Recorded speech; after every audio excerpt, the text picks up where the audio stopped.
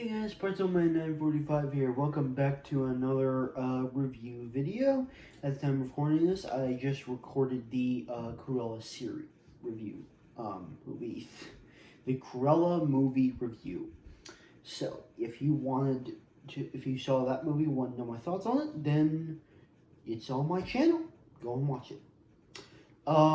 So this review is going to be on, if you've seen my last videos, you people obviously know that I love the 2008, Clone Wars TV series, Star Wars The Clone Wars, one of my favorite TV shows of all time.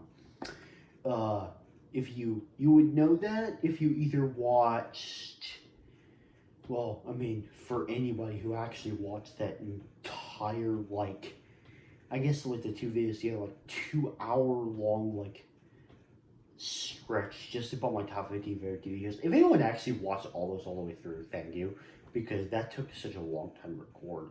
Anyway, that was a bit of a tangent. Anyway, yeah, I love that series, but there was also, and I think I knew about this, but I had never seen it, a 2003 microseries that, until they made it in 2008, that was the original Clone Wars series that released on Cartoon Network. And they recently added that to Disney Plus a couple months back, and it's these hour and 10 minutes. It's only 2 collections, but it's all the little shorts in one package. And that's what I'm going to be reviewing today. So I think it's really cool. Honestly, I thought I was going to like it, but it ended up being really, really cool, honestly. The animation, considering it's, hand-drawn, and for 2003, it looks absolutely incredible. Honestly, the animation style and, how crisp, all that action is in particular. The action in this is so good.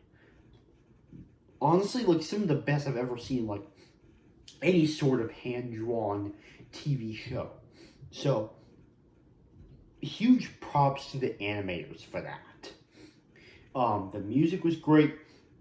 There was somewhat minimal voice acting, but to be honest, that really contributed a lot, just because, there were so many, silent moments in it that, you literally could have just go perfect with no dialogue and just the sound of the action and whatnot, which I think was an excellent decision.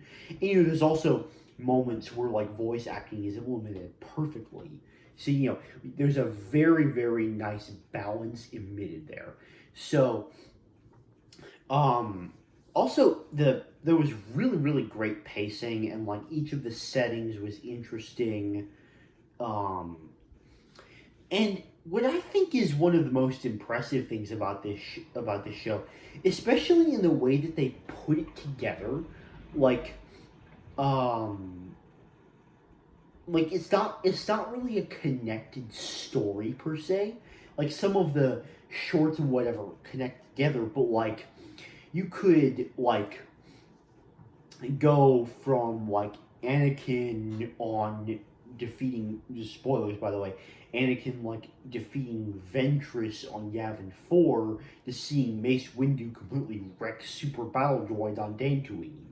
So, but what I think is most impressive with the way that they compiled those together is the fact that, I didn't really feel lost or anything. Sometimes in a movie with sudden transitions, you'll go from scene to scene and not really know what happened. But because of the way they structured this, that's not really a problem. And I think it was very impressive that they managed to not have that problem.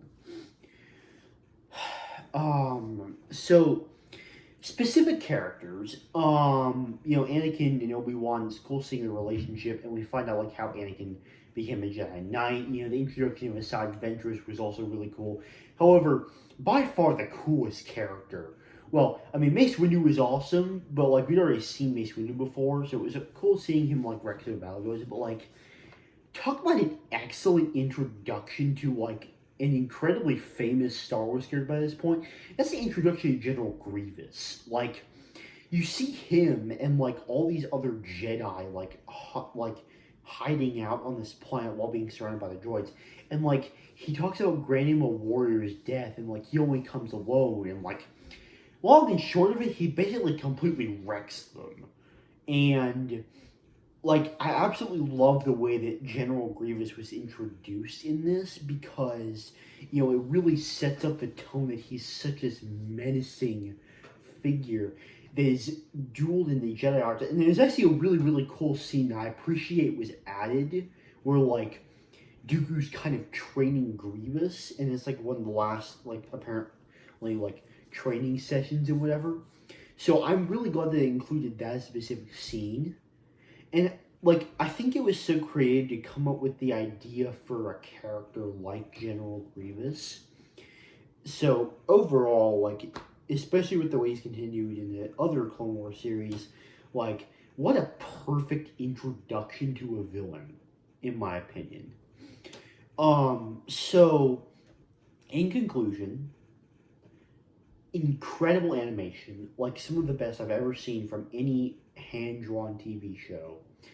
Incredible action that like kept me like not like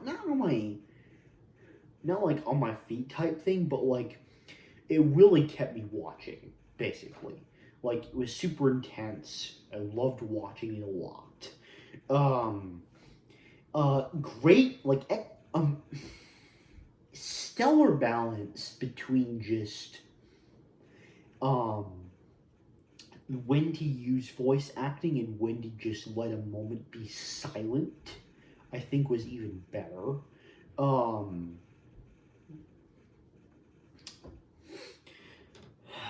Also, like, great character introductions, such as like, we find out certain things, Asajj Ventress, and mostly General Grievous, of course.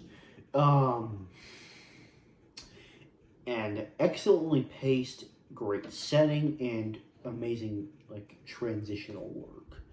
Overall, this was like, it's really awesome. Like honestly, if you like like anything just related to canon, just watch this. Like, it's only 2 collections right now, and like I don't know if they're gonna add more, if there were ever more made or not. But like, if that's all, it's only like 2 hours, a little over 2 hours worth of content.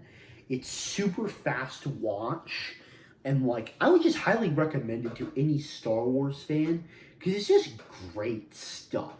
Like great, just Clone Wars content, in my opinion. That's honestly the best thing I can say about it. Is it's just great Star Wars content. So yeah, that's gonna do it for this review and the videos tonight. See ya.